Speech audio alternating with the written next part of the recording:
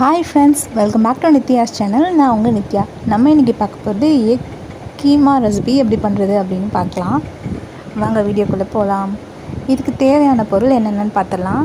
நான் வந்து 6 எக் எடுத்திருக்கேன். உங்களுக்கு எவ்வளோ குவான்டிட்டி தேவையோ அதுக்கேற்ற மாதிரி எக் எடுக்கணும். எக் வந்து நல்லா பாயில் பண்ணி எடுத்து வச்சுக்கலாம். நான் வந்து 2 பெரிய சைஸ் வெங்காயம் எடுத்திருக்கேன், 2 பச்சை மிளகாய் எடுத்திருக்கேன், கருவேப்பிலை கொஞ்சம் தேவையான அளவுக்கு எடுத்துக்கிறேன்,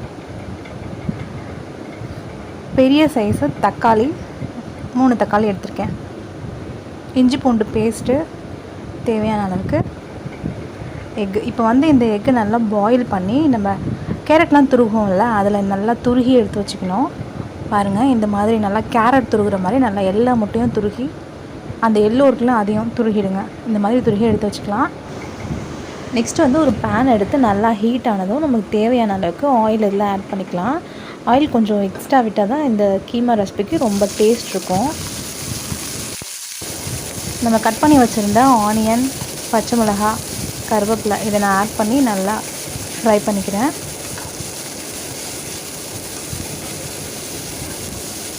இது நல்லா வதங்கணும்.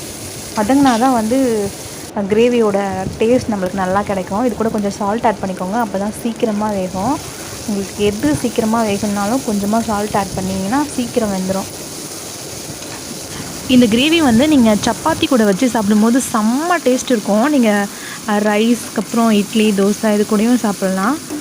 ஒரு டிஃப்ரெண்ட்டாக சூப்பர் செம்ம டேஸ்ட்டில் இருக்கும். இப்போது நல்லா வதங்கிருச்சு. இது கூட இஞ்சி பூண்டு பேஸ்ட் ஆட் பண்ணிக்கலாம். நான் ஒரு 1 ஸ்பூன் அளவுக்கு ஆட் பண்ணிக்கிறேன். இதை நல்லா மிக்ஸ் பண்ணி விட்டுக்கோங்க. இது கூட இஞ்சி பூண்டு நல்லா வதங்கணும்.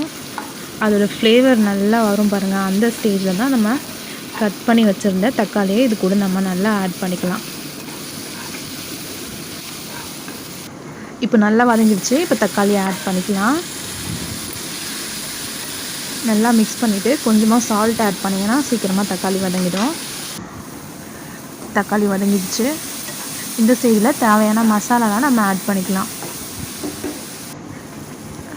நான் மிளகாத்தூள் ஆட் பண்ணுறேன். குழம்பு மிளகாத்தூள் ஒரு 2 ஸ்பூன் அளவுக்கு நான் குழம்பு மிளகாத்தூள் ஆட் பண்ணுறேன். 1 ஸ்பூன் அளவுக்கு பெப்பர் ஆட் பண்ணுறேன், பெப்பர் தூள். கரம் மசாலா ஆட் பண்ணுறேன். உங்கள் காரத்துக்கு ஏற்ற மாதிரி நீங்கள் ஆட் பண்ணிக்கோங்க. இதோட பச்சை ஸ்மெல் போகிற வரைக்கும் கொஞ்சம் நல்லா ஃப்ரை பண்ணிவிட்டு அதுக்கப்புறமா வாட்டர் ஆட் பண்ணிக்கலாம். நான் இது கூட ஒரு 2 கிளாஸ் அளவுக்கு வாட்டர் ஆட் பண்ணியிருக்கேன்.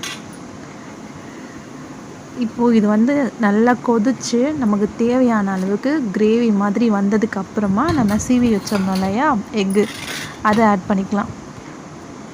ஆட் பண்ணி நல்லா மிக்ஸ் பண்ணிக்கோங்க. நல்லா கிரேவியாக வேணும் அப்படின்னா இந்த ஸ்டேஜில் நீங்கள் எக்கு ஆட் பண்ணிங்கன்னா போதும். இன்னும் ட்ரையாக வேணும்னா இன்னும் நல்லா திக்காக ஆனதுக்கு அப்புறமா நீங்கள் எக்கு ஆட் பண்ணிங்கன்னா உங்களுக்கு நல்லா ட்ரையாக இன்னும் ரொம்ப சூப்பராகவே கிடைக்கும். இந்த வீடியோ உங்களுக்கு பிடிச்சிருந்தா வீட்டில் நீங்களும் ட்ரை பண்ணி பாருங்கள். லைக் பண்ணுங்கள், ஷேர் பண்ணுங்கள், கமெண்ட் பண்ணுங்கள், மறக்காமல் சப்ஸ்கிரைப் பண்ணுங்கள். பக்கத்தில் ஒரு பெல் ஐக்கான் வரும், அதையும் கிளிக் பண்ணி ஆல் கொடுத்துக்கோங்க. அப்போ தான் நான் அப்லோட் பண்ணுற வீடியோஸ் உங்களுக்கு வந்துகிட்டே இருக்கும். பாய்.